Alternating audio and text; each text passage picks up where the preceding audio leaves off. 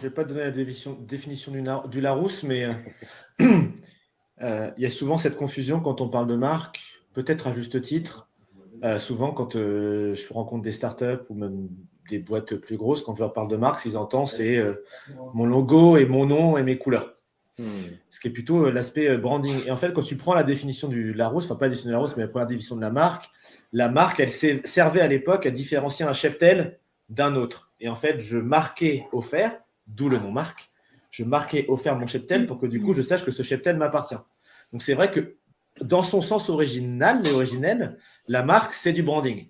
Mais depuis, la marque a évolué. Et en fait, quand on dit marque, pour ceux qui font des marques ou ceux qui pensent les marques, ou même qui les pensent intuitivement, la marque, c'est en premier lieu la plateforme de marque, c'est-à-dire son fond stratégique. Donc, ce n'est pas quelque chose que forcément on va voir, c'est quelque chose qu'on va aligner en termes de strat. Et du coup, quand on parle de marque, et nous, chez Within Road, c'est clairement comme ça qu'on défend, on voit la marque comme un socle, comme la fondation de tout ce que fait l'entreprise, aussi bien en termes de marketing et de communication que dans ses choix produits, dans les choix de partenaires, dans les recrutements, etc., dans la culture, évidemment, dans les discussions financières, puisque voilà, il faut aussi aller se présenter. Et donc, c'est ça qui est important, c'est ce côté, c'est quoi ma vision, c'est quoi ma mission, c'est quoi, alors, originellement, pareil, dans la théorie, une plateforme de marque inclut vision, mission, promesse. Il y a un changement de paradigme qui s'opère dans les marques à impact, je vous en parlerai juste après, mais en tout cas, vision, mission, quelque chose qui théoriquement est promesse, et puis après les valeurs, c'est ces 4 piliers qui constituent une plateforme de marque et qui, du coup, comme vous pouvez le comprendre, viennent nourrir ce fameux storytelling dont parlait Adrien tout à l'heure, pour aller embarquer les investisseurs dans votre aventure, en fait, qui se disent, moi, j'ai envie de faire partie de ça. C'est-à-dire que la rencontre, moi, j'ai toujours dans un investissement, et je vais paraphraser ce que tu as dit, Adrien, les investisseurs, ils investissent avec, comme le cerveau, avec la partie rationnelle et la partie émotionnelle. La partie rationnelle, elle va regarder les chiffres. Est-ce que mon investissement va être viable et rentable?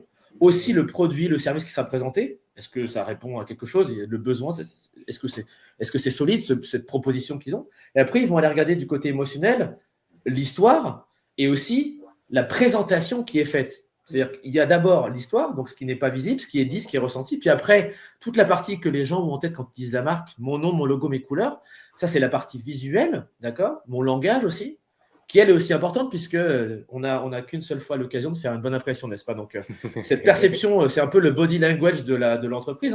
C'est ce que je vais voir, mais qui n'est pas dit. Si jamais le visuel, l'univers n'est pas en phase, ça va aussi me donner peut-être moins envie d'investir. Donc voilà, c'est cette logique-là qu'on dit dans la marque. C'est beaucoup plus large que ce qu'on peut forcément y voir. Il est très important d'aller se dire, voilà, cette notion de vision, la vision qui vient dire, j'envisage un monde qui vient en fait décrire, cristalliser de manière très concrète le changement qu'on veut opérer. La mission, évidemment, ça tout le monde l'a en tête. Mission, purpose en anglais, raison d'être, raison d'agir, voilà les différents noms, mais globalement, c'est à peu près le même item.